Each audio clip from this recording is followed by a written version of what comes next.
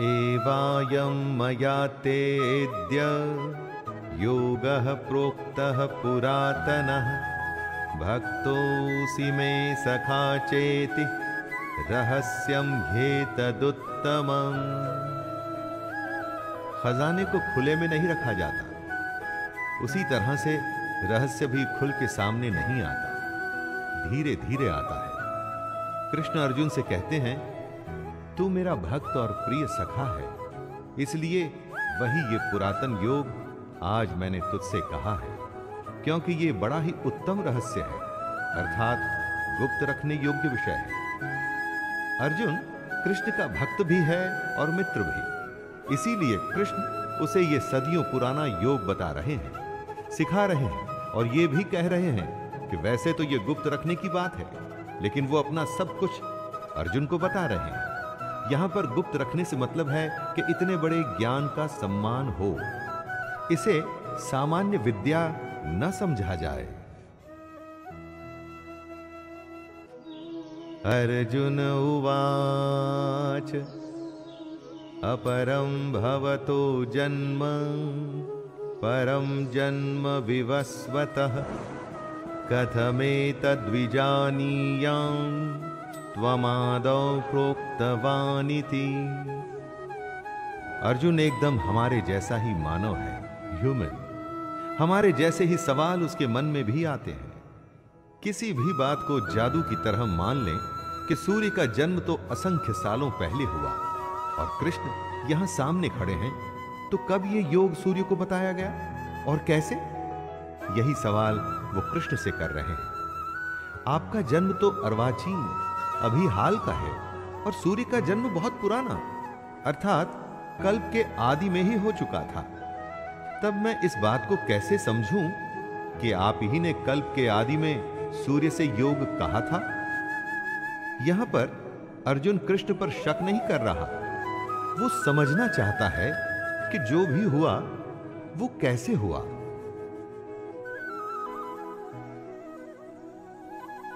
श्री भगवानुवाच बहूनि मे व्यतीतानि जन्मानि तव चार्जुन तान्यहं वेद सर्वाणि न त्वं विद्ध परन्तप। दोस्तों, भक्त नहीं जानता, लेकिन भगवान सब जानता है। साधक मतलब कि साधना करने वाला ये नहीं जानता, लेकिन महापुरुष सब कुछ जानता है। जो आंखों से दिखता है वो तो सब जान सकते हैं, इसमें विशेष क्या हुआ, स्पेशल क्या है? जो अव्यक्त है यानी अनएक्सप्लेन्ड है, उसे सिर्फ ज्ञानी और महापुरुष ही जानते हैं। श्री भगवान बोले, हे परंतप अर्जुन, मेरे और तेरे बहुत से जन्म हो चुके हैं, उन सबको तू नहीं जानता, किंतु मैं जानता हूं। यही कृष्ण कह रहे हैं कि अर्जुन उनको साधारण जन्म लेने वाला, हमारे जैसे शरीर वाला ना समझे। दोस्तों, ये बात हमारे लिए भी आवश्यक है कि कृष्ण को हम कैसे और क्या समझें।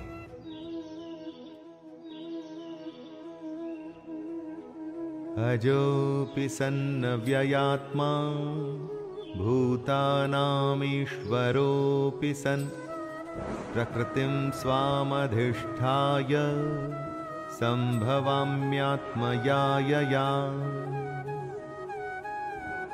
कृष्ण अपने रूप, अपने अस्तित्व को समझाते हुए कह रहे हैं, मैं अजन्मा हूं, यानी मेरा कभी जन्म नहीं हुआ।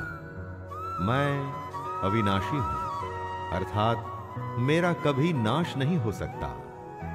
मैं समस्त प्राणियों का ईश्वर होते हुए भी अपनी प्रकृति को अधीन करके अपनी योग माया से प्रकट होता हूं। जिसका जन्म होता है उसकी मृत्यु निश्चित है। तो जिसे अर्जुन देख रहा था वो क्या था? क्योंकि वो तो कभी जन्मे ही नहीं। तो कृष्ण की एग्जिस्टेंस क्या थी? वो थी कृष्ण की योग माया। अपनी माया से कृष्ण ने खुद को ही प्रकट किया था। मनुष्यों में वो मनुष्यों जैसे आए थे ताकि हम सब के बीच हमारे जैसे जीवन जी सकें।